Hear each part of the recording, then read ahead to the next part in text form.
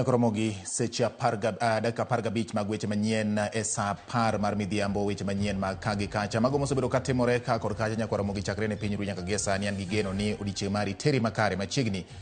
Nyinga en George Bati. Jodak ma Nyanza, Nairobi, Central kod North Eastern owuok oko matek mar kwedo nengo mar osuru mimedo ne mwandu e paro mar chik manyien mar omenda. Kaluwore kod ripot kambi mar timo nonro mar Infotrack, 87% mag Jo-Kenya ok dwar medo osuru mar 16% ma iketo ne mikate ka 81% kwedo osuru ma iketo ne mwandu mag mitokni. Jokanyo ma okawo pachgi bende ni kod ng'eyo moromo e wi paro mar chik mar omenda ma higani. Majority of Kenyans, that is 63%, opined that the country is headed in the wrong direction, and only 19% say the country is headed in the right direction. We can see over the past period, we've taken a sample of about 3 different polls just to compare. Has something ever been different? But we can confidently report that within the last 3 or so polls, majority of Kenyans have always felt the country is headed in the wrong direction. And of course, we can see key regions that are leading with the opinion of the negative or otherwise opinion includes Nairobi region, which accounted to 74%, followed by Eastern 69% and Nyanza at 68%. Jatend piny William Ruto ochiko migawo mar omenda kod mar thieth mondo ket tenge omenda mar chulo osach jochiw thieth ma osekunore chakre ne giket winjruok ma kanyakla kata CBA ma higa 2017 nyaka 2021. Piny owacho biro chiwo omenda ne piny owacho mag counties mar chulo laktechego ma osara margi osekunore maoromo bilion 3.5.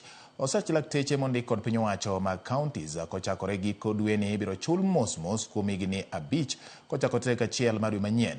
Idwani tiek chulo osara mar lakteche mondik kod counties mondo mi tiek e higni 2. Mano higni 2 mabiro kochakore tarik 1 dwe mar 7 mar higani, ka migawo mar thieth kanyakla kod mano mar omenda onyisi mondo ni one kaka osara maromo bilion 1.75 higa ka higa ochul chakre dwe manyien.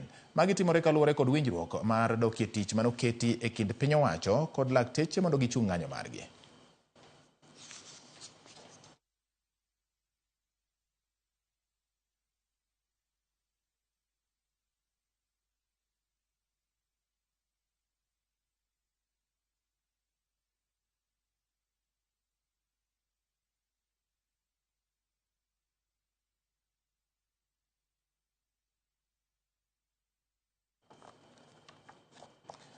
Riwruok moro ma ok mar piny owacho oyango ni thieth makare ok osebedo kadhi nyime e kuonde yudo thieth e gwenge ka gwenge kaka owinjore e nonro mage timo e sub counties maromo 13 moting'o sub counties 7 ma Kisumu kod 6 ma Siaya kuom jopiny maromo 1693 mane onon 70% oyango ni thieth e osiptende mayudore e gwenge makono ok chiw thieth kaka owinjore kaluwore ni kata yedhe malong'o onge. Ijuogo gi omenda to ok owinjore gi chudi e kinde mag yudo thieth. Kwayo mamoko bende nitiere kata kwayo makoro nitie en ni jokanyo duto e sekta mar thieth okwa mondo mi oriwre kanyakla e neno ni midhiero ma kamago oked godo mondo jopiny oyud ratiro mar yudo thieth kaka owinjore e kuonde yudo thieth duto moger e kor gwenge. Ni sub county gino ma jopiny ywago ndara rach. Samoro yabe ni ng'ato tuo to kako chope osiptal tek. Koro jomoroni sub county ywak ni ka national government kod sirikal mapiny olosnegi wang'ayo. Kisumu West kaka gin korka joma dhi konyore nyuol jogo mayach, maternity tin, maternity onge. Koro gikwayo gimuolo ni sirikal mar county, sirikal mar Nyong'o oteme matek mondo at least sub county ka sub county obede gi maternity ma jogo nyalo konyore godo. Giwacho ni nurses ke mamigi gima gidwaro to doctors to tin or emiya pan tin magin gono emiyo ka giyud tuo kony kaka oromo gibedgo. Koro yath onge to yath ne ema duoko dhano ngima dhano. Koro oa kanyo ka okomor. Availability mare staff, doctors to gi nurses to gi jo lab to gi joma tiyo e osiptal tis kabisa. Jomoko bende ne ywak ni osiptal go iwacho ni thiedho ji nono to pesa tichulo turi. Koro ka ng'ato dhi to ogolo pesa to komiye receipt, mano nyiso ni nitiere mibadhi moro e iye kanyo. Koro mogo bila mapacho ka biro medo rito mondo medgi osara e sama piny owacho chako keto e tim nonro mar report mane ota kod Maraga mane ng'iyo dwaro mar obila mapacho ka. Komiti mar Maraga ne dwaro ni mondo med obila, apisa mag NYS kod mag jela osara gata malo 40. Jagoro mongirore migawo mar arita Dr. Raymond Omolo karomo gi jokanyo e weche mag lokruok madwarore ne sekta mar obila owacho ni gisechako keto e tim weche moko ma ripodno ne oyango ma ok dwaro omenda gi sani. Omedo ni gitwak kod duol mar SRC mar loso kaka ibiro chul osarago. The President did set up the task force on these reforms that was headed by retired Chief Justice Maraga. And the task force completed its assignment and submitted recommendations from that assignment to His Excellency the President last year in November. Subsequently, the President did direct that we needed to move fast to implement those recommendations. In total, there are a total of 598 recommendations. To date, we have begun the implementation of those recommendations, particularly the ones that needed administrative action. So a case in point is that within the National Police Service, there's already within the budget a budget line of about 6.5 billion that has been committed in the current financial year and of course in the next financial year as part of helping to address that. Jatend migawo mar somo Ezekiel Machogu okwedo ripode ni piny owacho pod ni kod gowi mar mbalariany maromo bilion 29 kaka ne oyange nyim komiti mar somo e od bura mamalo jumani. Machogu koni lai mar chwalo omenda ne kuonde mag tiegruok mamalo osebedo katiyo makare ka ipimo kod lai mamoko e pacho ka, kendo nyaka sani ong'e ni nitie omenda mapok ochwal, kata kamano ok girom mane owachi e kinde mar twak e od bura. Osingo timo nonro mare owuon kendo neno ni omenda modong' ochwal ne kuonde mag tiegruok mamalo mathurka. Any such program in universities, because actually if you look at the total amount that was allocated this financial year and so far what we have been able to get in terms of exchequer release, government has been able to do very well. I might not be able to give you the exact figures as of now, but our universities, the vice chancellors are here. Even sometime in May, we were able to release exchequer. So if there's one such department, sub-sector that the government has done very well in giving out capitation is in our universities.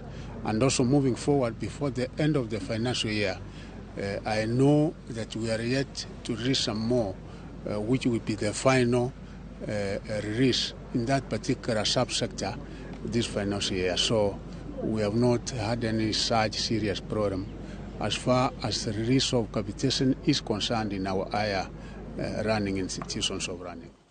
E kinde no Machogu ogolo siem ni jopuonj madongo mag sikunde machano duoko jopuonjre pacho kapok kinde mag yueyo adundo chopo ne mar piny owacho poko romenda ne sikunde. Machogu kane twak e kinde nyasi mar golo report chenro mag migawo mag somo kuom higni 5 mabiro, okoni ok owinjo jopuonjgo many gima miyo giriembo nyithindo ka gitero pacho nikech piny owacho ne ora atamalo 50 mag omenda ne sikunde. Bende okoni atamalo 30 manowinjo chwal tamni mar 2 ibiro chiw kapok dwe ne orumo. Motelo ne ma moko kuom jopuonj osebedo ka ywak ni sikunde ni kamarach kaluwore ni piny owacho deko oro omenda mag somo. Because the 50% capitation has been given to each and every secondary school and all our primary schools. Because during first term, we gave the first batch of 25% and another 25% was also given at the end of the term, making a total of 50%. So what we are going to disperse this particular month is another 30%, because second term we are supposed to do 30%. So that will be done. Jolony ewi tuoche mag sukari koni chiegni dhano moyo milion 1 e pacho ka nitiere kod tuo mar sukari, to kata kamano gin giwegi gikia ni gin kod tuono nikech rem dhi e pim. Magi oyangi e romo madhi nyime Mombasa mokelo kanyakla jolony mag tuo sukari makoni kwana tamalo 4.2 mag jo Kenya magin dhano moingo milion 3 ni kod tuono.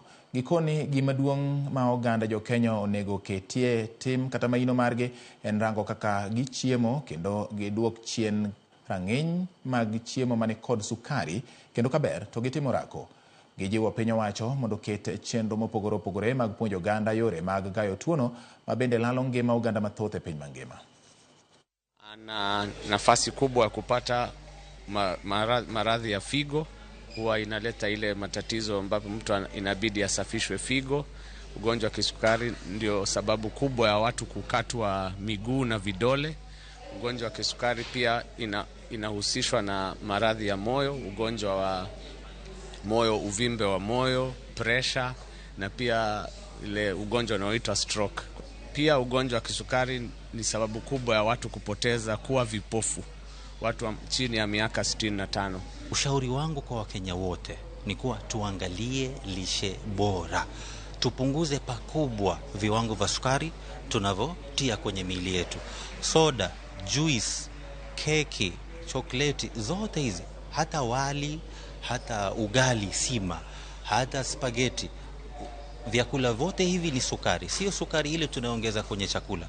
Vyakula vingi vya sukari ambavyo kimombo tunaviita carbohydrates, tukipunguza pakubwa, tuzingatie ile food pyramid ambayo kipenge cha chini kabisa ambacho tuweza kutia kwenye mwili wetu ni carbohydrates, ni vyakula vya sukari. Tukizingatia kanuni za lishe bora, janga hili halitukumba pakubwa kama jamii. Ngato ripobit timo exercise lakini yudo jok moro okdwa timo exercise, giwachoni exercise en mar jok maonge tich matiyo, ama openji iringo nango to weight mari oken maduong'. Gima okitim exercise, dendi yudo chiemo, ibet gi energy mokitigo, excess energy no kelo ni tabu. Ok mar skari kende, mar tuo mang'eny, but skari sana sana.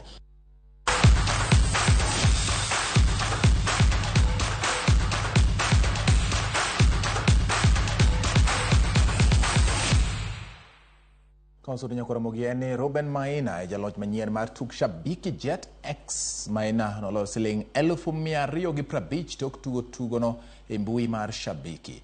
Maina ochopo points 652.3 e juma mokadho bang' tugo tuk Jet X ka obedo jatugo ma ochopo e odds mamalo mogik. Ji mathoth medo yudo mich e tuke mopogore opogore e mbui mar shabiki.com.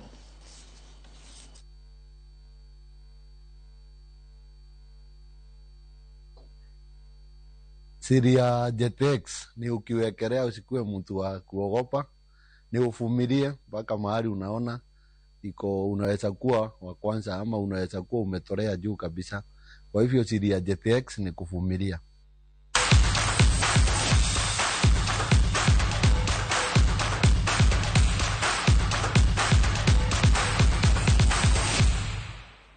Erokamano nyakora mogi kuom kete Ramogi TV dakika kao kalo 14 bang' sa 10 mar midhiambo weche manyien mag kangi kacha. Kao kamano to pod gi pakne aduto mosiro weche manyien. Koromo sa 1 gi sa 3 weche manyien ademba kokalo Ramogi TV mano wang'ich welo kachiel kodo imore manakao. Miyo pod wamedo loko ni kendo wachoko ni mathoth ahinya matimore kondi duto mag piny Kenya kod gwenge malibamba. Nyinge en George Bati. Odhiambo mokwe.